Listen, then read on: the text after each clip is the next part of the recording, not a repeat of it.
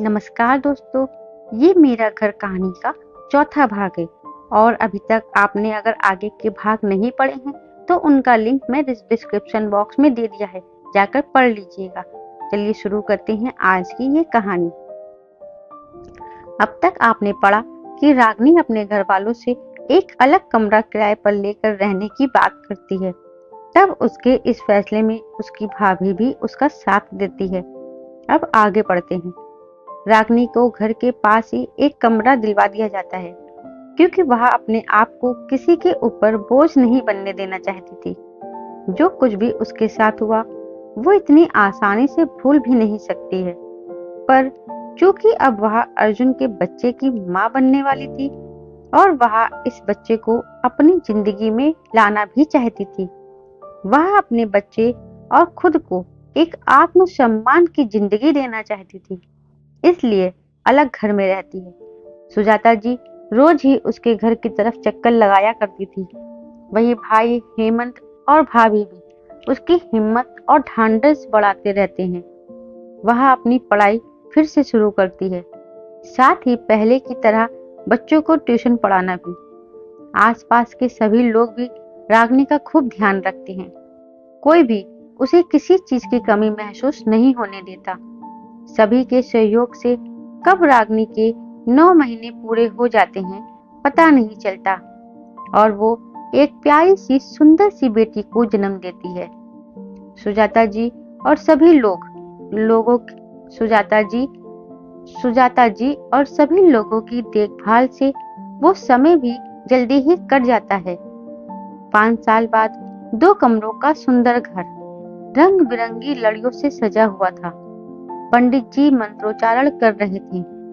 आस पड़ोस से सभी लोग आ जा रहे थे। रागिनी एक सादा सी साड़ी भी बहुत ही खूबसूरत लग रही थी। अपनी मेहनत की कमाई से लिए घर का तेज उसके माथे पर चमक मार रहा था। आत्मविश्वास से भरी रागिनी अब सभी के सामने सिर उठाकर कह सकती थी कि ये उसका खुद का घर है जो उसने अपनी मेहनत की कमाई से बनाया है। उसे अपना जीवन यापन करने के लिए अब न किसी मायके की जरूरत है और न ही ससुराल की, पर वह अपने घर आए सभी मेहमानों के समक्ष बोलना शुरू करती है। मैं आज जो कुछ भी हूँ वह आप सभी की बदौलत हूँ। सही समय पर अपनी बेटी पर विश्वास कर उसे नर्क में वापस न भेजकर जो उपकार उस समय मेरे घर वालों ने मुझ पर किया वही मेरे लिए नई जिंदगी साबित हुआ है।